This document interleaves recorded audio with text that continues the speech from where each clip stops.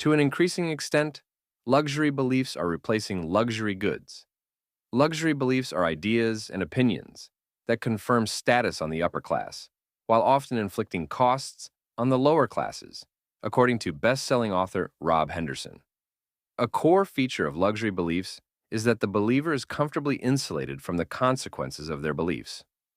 In 2014, a study found that a strong support from high-income Americans in the top income decile doubles the probability that a policy will be adopted, but they are often sheltered from the consequences of their preferences. For instance, the defund the police movement gained serious momentum in 2020. 1 year later, a survey found that the highest income Americans were by far the most supportive of defunding the police. Despite the fact that most people did not support this movement, major U.S. cities subsequently reduced spending for police departments, which contributed to violent crime waves. The results have been extraordinarily awful. Compared with those who earn more than $75,000 per year, the poorest individuals are 7 times more likely to be victims of robbery, 7 times more likely to be victims of aggravated assault, and 20 times more likely to be victims of sexual assault.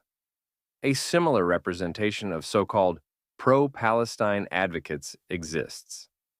Certainly, many pro-Palestinians are Muslims, 25% of the world's population, who are not necessarily socioeconomically privileged, but have been brainwashed by their Islamist dogma. More specifically, a successful, welcomed Jewish state, even if in the Jews' indigenous homeland, indicates that the Islamic world is regressing, because Muslims have withdrawn from land they once colonized, which is not how the Islamic story is supposed to go. Islam is expected expand, not contract. A sovereign Jewish state on land that once belonged to the Islamic Caliphate is an admission of defeat, a terrible debacle. As such, Islamist anti-Zionism does not include anti-colonialism, Palestinian nationalism, claims of Israeli apartheid, or classifying Jews as part of the white oppressor class. It is rooted in a 1,300-year-old Islamic narrative that is delegitimized if Israel is not. The Muslim Brotherhood, of which Hamas and Hezbollah are offshoots, and Iran and Qatar are patrons, regularly preaches about how Palestine belongs to the entire Islamic world. But this is not the same narrative as pro-Palestinian Westerners. For these folks, pro-Palestine beliefs are a status symbol, because the believer is comfortably insulated from the consequences of their beliefs. It is easy to act as if you are the IDF chief of staff while living in Europe or North and South America or South Africa or Australia, since you will never feel the burden of residing mere kilometers from jihadist terrorism hotbeds in Gaza, the West Bank, and southern Lebanon. It is easy to advocate for a two-state solution, since you will never cohabitate in either of these two states. Similarly, it is easy to pontificate about land for peace, while never giving up any of your own land, and conveniently ignoring all the multiple times that Israel has offered and given land to the Palestinians while receiving no long-term, genuine peace in return. It is easy to pretend like Palestinians are just like us, since you will never raise your children in Israel under the constant threat of jihadist terrorism, or send your children to Palestinian schools, where they explicitly teach students to hate and kill Jews, promote martyrdom, and detest peaceful coexistence.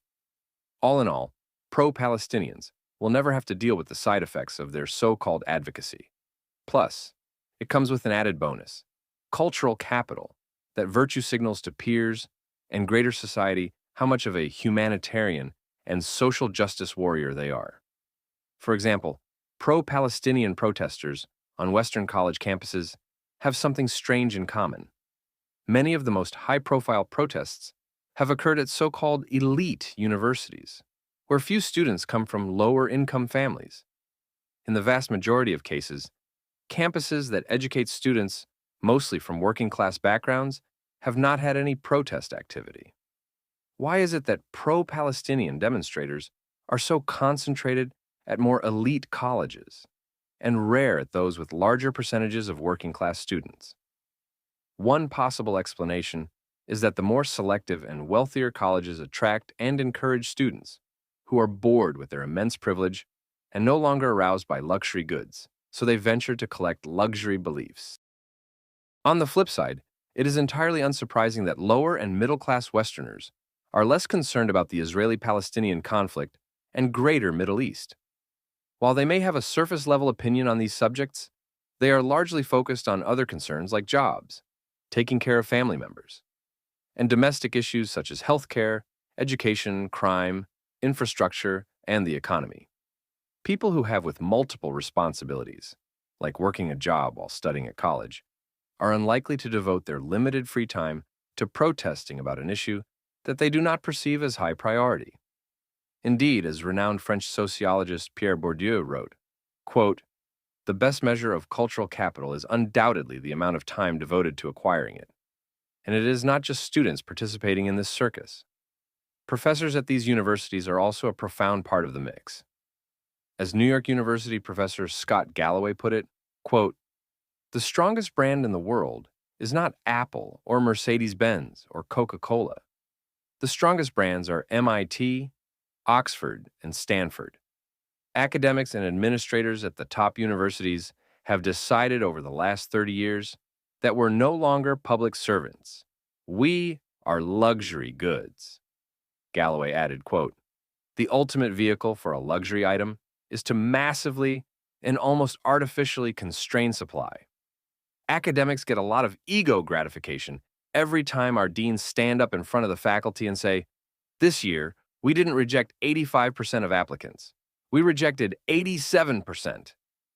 And there's a huge round of applause. That is tantamount to the head of a homeless shelter bragging about turning away 9 of 10 people who showed up last night.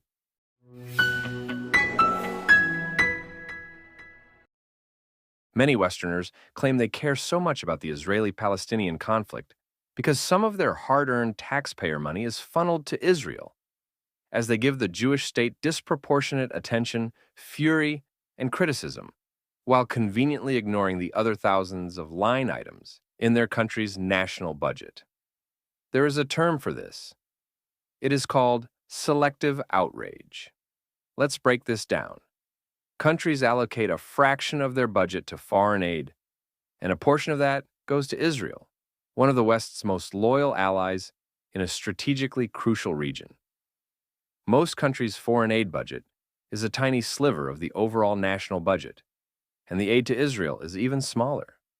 For those losing sleep over this minuscule expenditure, they clearly have no concept of how national spending works. Maybe they should focus on the billions wasted on non-stop bureaucratic inefficiencies, or on the endless government programs which are created to rally populist support, and then forever remain in the national budget despite producing minimal results. But no, it is easier to target Israel because that is the fashionable cause among those who enjoy adding to their ever-expanding collection of luxury beliefs. Next, let's consider what this aid actually does. Foreign aid to Israel is not just a handout. It is an investment in stability and mutual security. Israel is a democratic ally in a region plagued by authoritarian regimes and extremist terror groups. This aid helps ensure that Israel remains a bastion of democracy and a bulwark against the spread of radicalism. Moreover, if we are playing the "I don't want my money going to ... game, let's be consistent. Taxpayer money funds countless initiatives in countries worldwide, many of which have dubious returns. How about the money that goes to regimes with questionable human rights records, or the funds that disappear into corrupt administrations? At the same time, many Western countries send billions of dollars to the Palestinians, despite knowing that terrorist organizations like Hamas and Palestinian Islamic Jihad siphon part of the cash to fund terrorism. If you accept part of your taxpayer money being used for terrorism, that includes deliberately gang-raping women, kidnapping children and the elderly, and burning whole families to death, while protesting against your taxpayer money being sent to another democratic country that helps keep yours safe, there is also a term for this. It is called pure hypocrisy.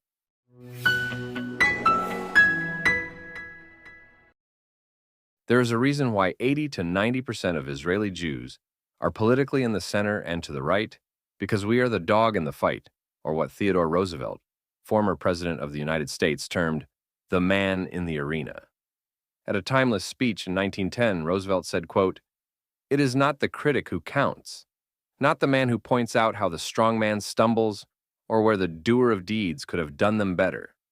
The credit belongs to the man who is actually in the arena, whose face is marred by dust and sweat and blood, who strives valiantly, who errs, who comes short again and again, because there is no effort without error and shortcoming, but who does actually strive to do the deeds, who knows great enthusiasms, the great devotions, who spends himself in a worthy cause, who at the best knows in the end the triumph of high achievement, and who at the worst, if he fails, at least fails, while daring greatly, so that his place shall never be with those cold and timid souls who neither know victory nor defeat.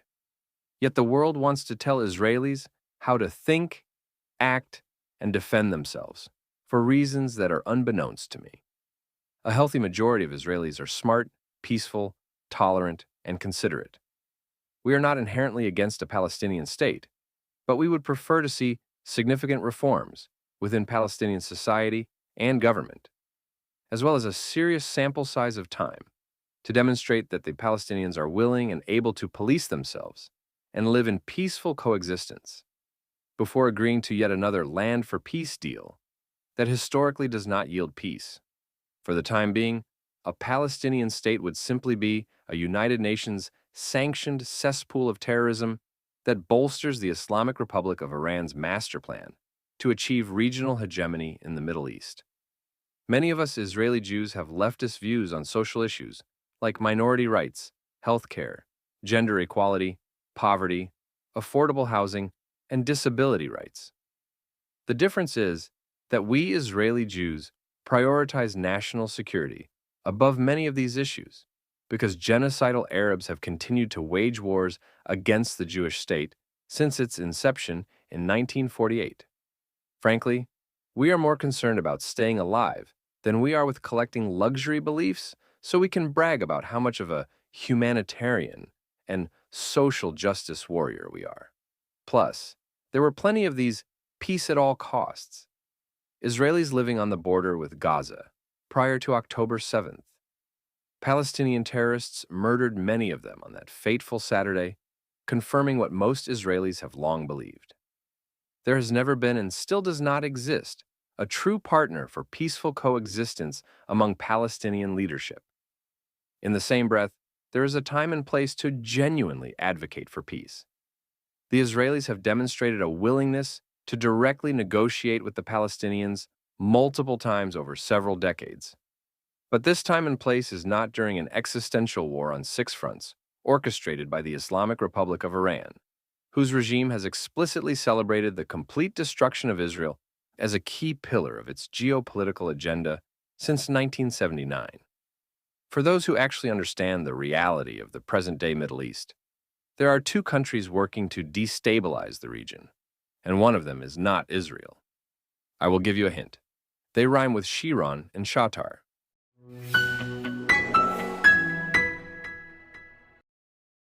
The West, to which Israel is loyally allied, no doubt has skeletons in its closet that must be acknowledged, such as colonialism, racism, imperialism, and so forth.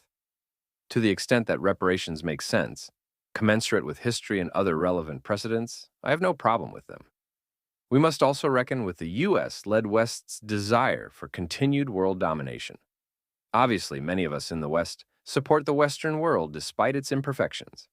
At the same time, it is easy to understand how governments like those in China, Russia, Iran, and other countries are unfond of Western hegemony, especially when it is on their doorsteps, since it weakens their domestic control and hampers their own hegemonic aims.